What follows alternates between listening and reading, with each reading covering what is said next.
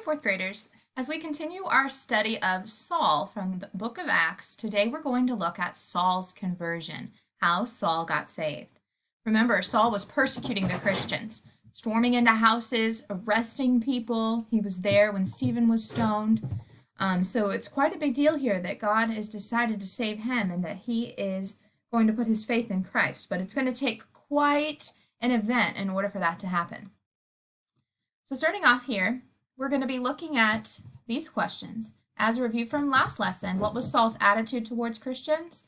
He hated them and wanted to kill them. He was not fond of the Christians. So let's read Acts 9, verses 1 and 2 to see why Saul was going to Damascus.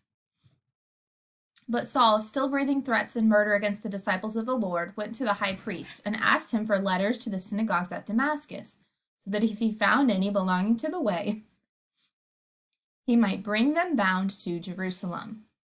So why was he going to Damascus? To find Christians, arrest them, and bring them back to Jerusalem.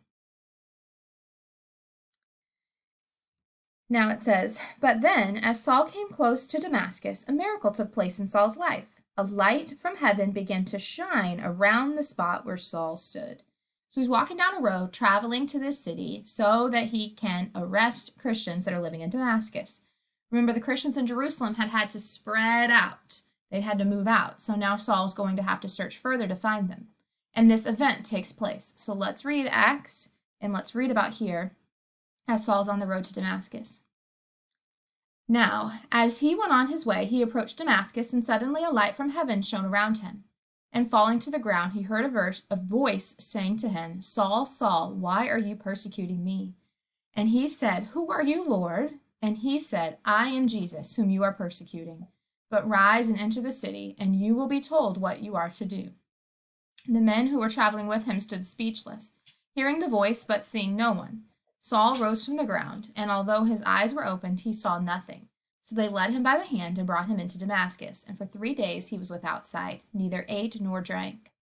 So as he's walking down the road here, he sees this bright light shines all around him. And then he drops to the ground, and he hears a voice calling his name.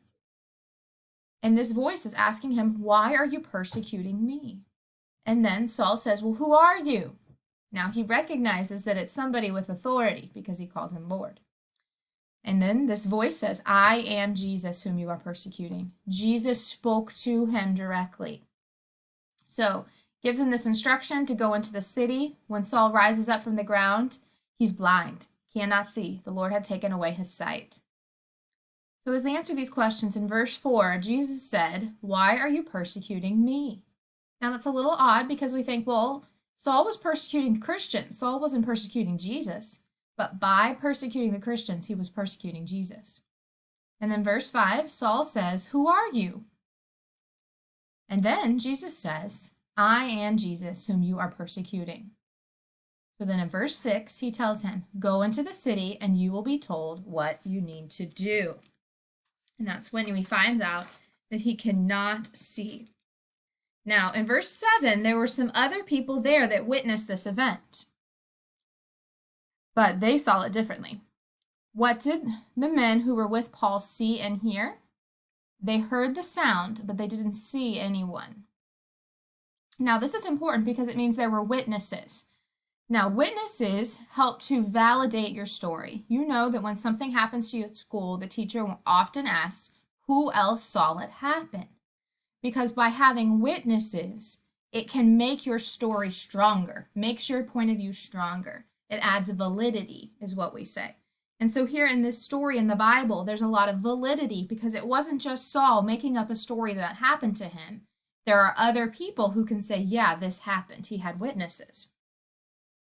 Now in verses 8 and 9, what did God cause Saul to suffer for 3 days to make himself even more real to Saul? He showed him blindness. This really proves the power of God. God takes away his sight for 3 days, which allows him 3 days of time to think in darkness about what he's done. Now let's look at Acts chapter 9, verse 20, which is just a few days later. What was Saul doing? So let's continue here. Verse 10.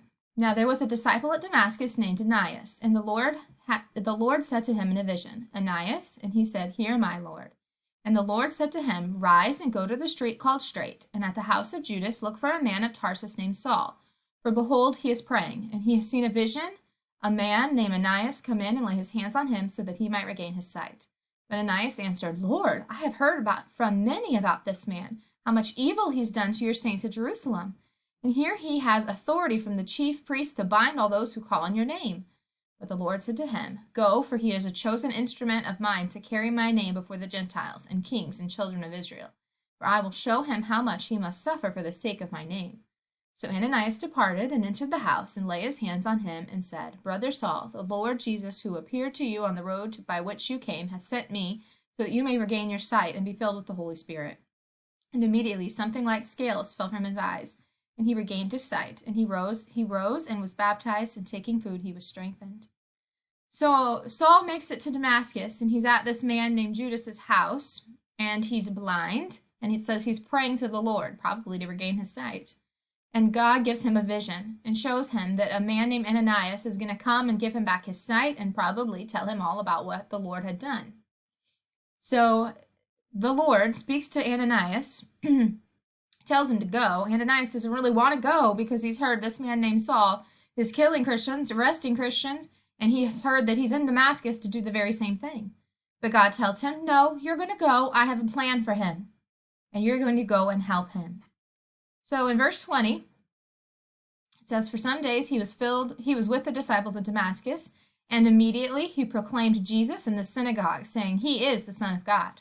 Quite the change. Saul went from arresting Christians to standing in the synagogue where he was going to arrest them, and now claiming that Jesus is the Son of God, preaching the gospel.